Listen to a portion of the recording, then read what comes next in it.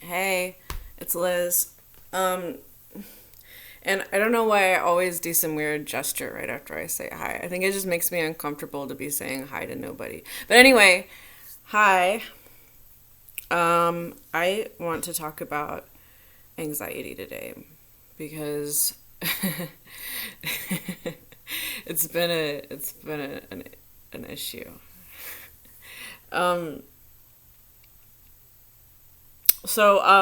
to get started, I just want to say that I never thought I had anxiety.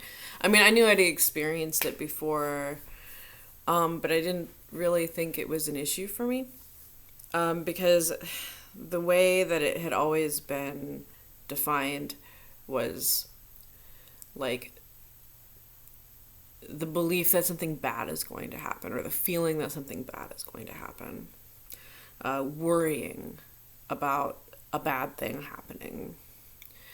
And I don't experience that very much. To the extent that I do experience it, I mean, yeah, it's happened before.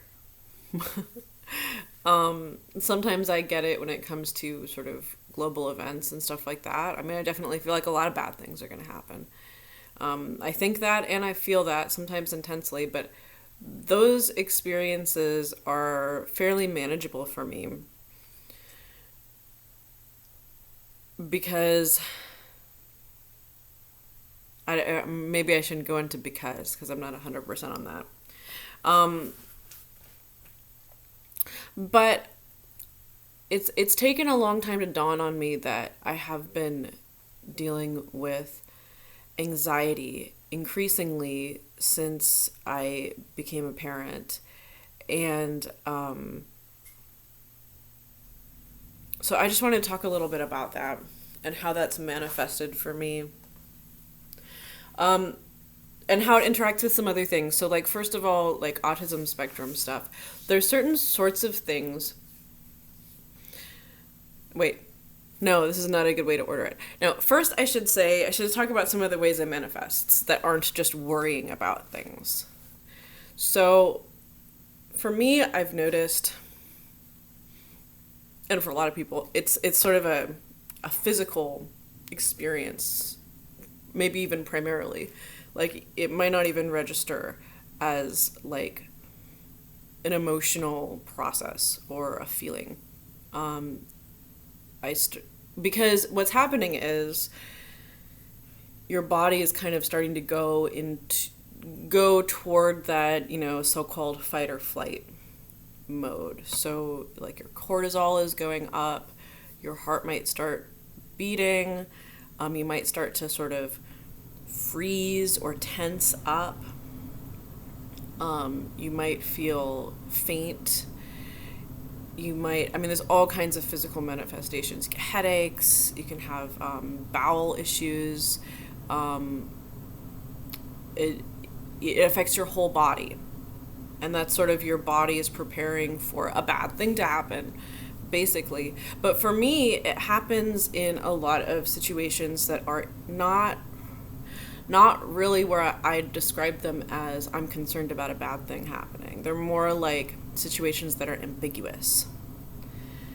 Situations that lead me to feel like I don't know what's going on. And so I start kind of shutting down because I don't know what to expect. It's a lot more manageable for me if I can expect a bad thing. Like if I can feel fairly confident like yes, this is going to be bad. Because then I feel like psychologically and maybe physically too, I can just kind of prepare for that, and it's maybe not pleasant, but it's sort of manageable.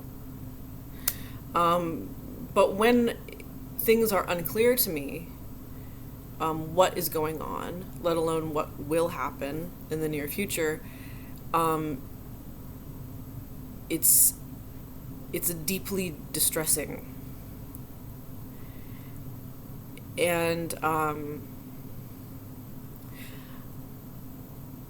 I definitely know some people who can relate to a lot of the things that tend to trigger this for me, but some of those things are not things that like I don't know how common they are, I guess, really honestly. One of the big things and one of my big issues with being online and being on social media, because I use Facebook a lot, um,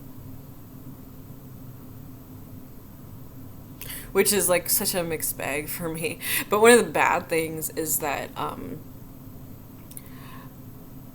it causes me a great deal of anxiety to get into sensitive conversations online. And the reason for this is I don't know when I'm going to get a response. I don't know how long the conversation is going to last. I mean, when you're in person, there's kind of some more specific expectations you can have, right? When you're in a conversation, you can generally expect either somebody to respond more or less right away, or the conversation's over, right?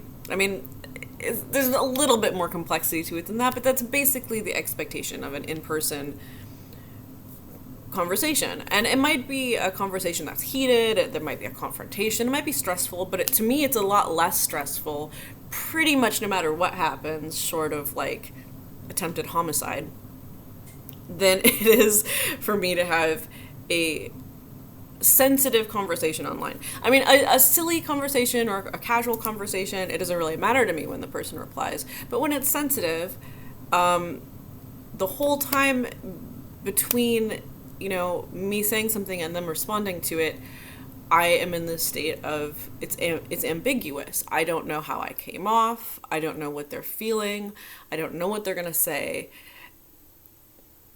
And so it puts me in that state. And I also don't know when they're gonna respond. Again, I don't know when they're gonna respond. And in person, there's a lot more bounds. There's also just the fact that like when you're having a conversation in person with somebody, sooner or later, one of you is gonna leave, you're gonna go home, it's gonna be over, right?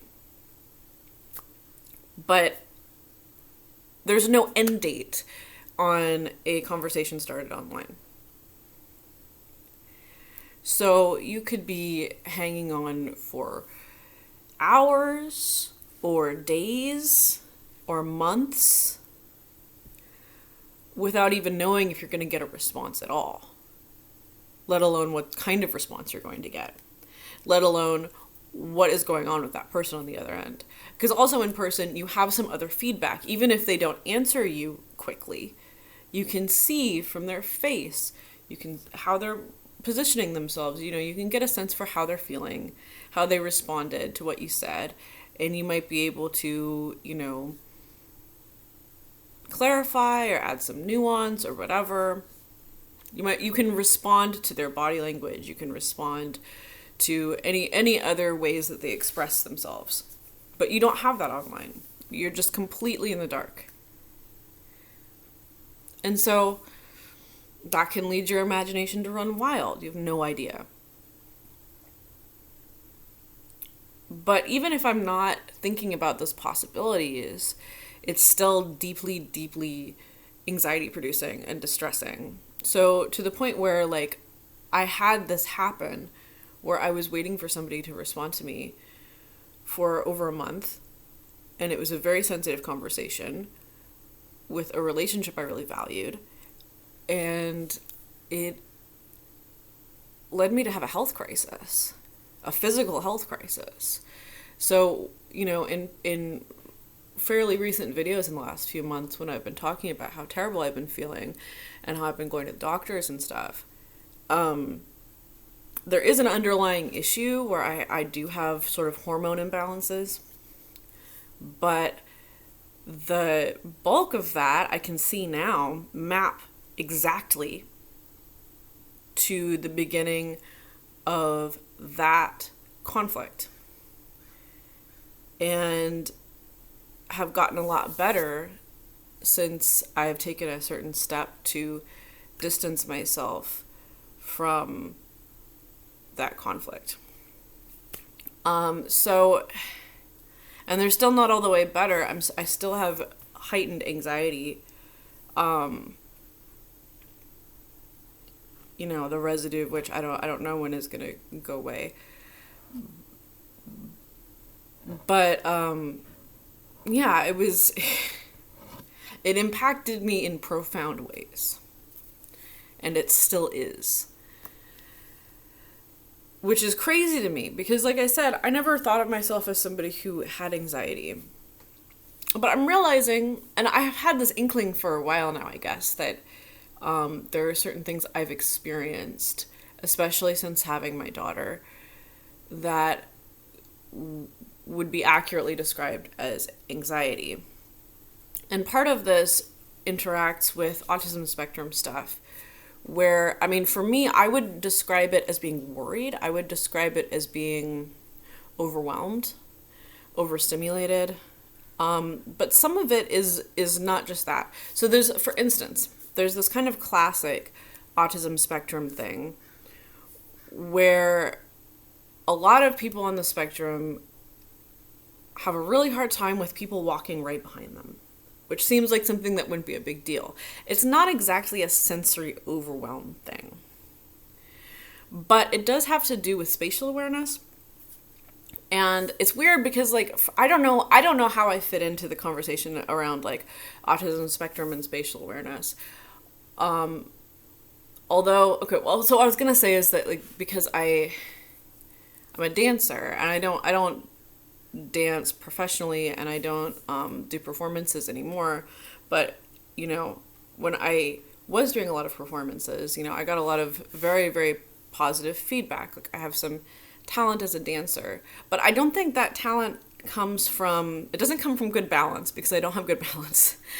And I mean, I felt like I did have good spatial awareness in the way that I moved my body. But then I'm hearing from a lot of other autistic adults saying, well, dancing is how I have, like, sort of reconnected with spatial awareness. Dancing helps me to be more spatially aware. So I'm like, oh, because for me, when I started dancing, and my form of dancing that I tend towards is very free form, ecstatic, expressive, like not like learning dance moves or that kind of thing. And a lot of other autistic adults are saying, yes, I do the same thing because it helps me with my spatial awareness. And that started making me go, whoa. And it's also very common for women on the spectrum to be very flexible. I'm very flexible, so that's been part of, like, and somewhat hypermobile. So that's been part of what makes my dancing unique and what made people enjoy it. But, so anyway, the spatial awareness thing can cause anxiety because you have this ambiguity around what is going on and what is going to happen next. So, again, another really classic thing is a lot of people on the spectrum have a hard time with things, not just things obstructing your path, but even things being close to your path. You want wide berth everywhere you go. Having people standing near doorways is, again, a very classic, very memed in the autistic community thing. That it's very unpleasant to have people standing near doorways, and that when we are in crowded spaces, we tend to just sort of stick to the wall so we can be out of the way, because it's too anxiety producing to be in the way, and because other people being in the way gives us anxiety, so we're very conscious about not doing that. And that's so me. And yeah, it comes from that, again, uncertainty. Because somebody walking behind you, I mean, it just makes me want to freeze up. It kind of paralyzes me. And I can't really function when people are doing that. There's a tight space in my kitchen where there's a cutting board and a counter. And then, like this is my cutting board. This is me at my cutting board. Chop, chop, chop. And then right behind me is the pathway to the basement, and it's kind of narrow. So if somebody wants to go to the basement, either I'm going to be brushed up against or I have to move. And this is very distressing for me if I'm trying to get something done. Like, it completely breaks my flow of what I'm doing. Even if somebody narrowly gets by me without actually touching me, it's really distracting. It's really like distressing for me. And my husband doesn't understand this, so this is like kind of a source of minor conflict in the house. But I'm trying to tell him like it's not really about anything. Like to him it seems irrational, but for me like this is my experience with spatial awareness. This is just my visceral experience that this is something that is disturbing and distressing. And I've noticed also this has gotten worse as I've gotten older. This didn't used to be such a big thing. And the added stress of having a child just puts more stress on all of these things. Because in autism, a lot of the things that manifest as quote unquote symptoms or autistic traits are very much exacerbated by stress. But I've also read that age is a part of this, that a lot of these traits can increase with time. Just anyway. Yeah, so all of this stuff is just like super anxiety producing. And so I have had to classify this. It's been helpful to classify this stuff as anxiety because then I can treat it the way other people treat anxiety. And I've had some success with that. I'm still sort of learning to call it anxiety. Because it doesn't manifest for me the way it seems to manifest for other people. But I'd be really interested to hear, especially people on the autism spectrum, how does anxiety manifest for you? Is it worrying about stuff? I mean, I know some people who have anxiety disorders and stuff who truly do worry about stuff. Like they're afraid of specific bad things happening, and that's something that is distressing for them. So, but yeah, for me, it's way more about the ambiguity and the kind of not knowing what to do or not knowing what's going on right now. Not even talking about the future, but just like right now. I don't know what's going on. I don't know what to do. Yeah. Okay. Talk to you later.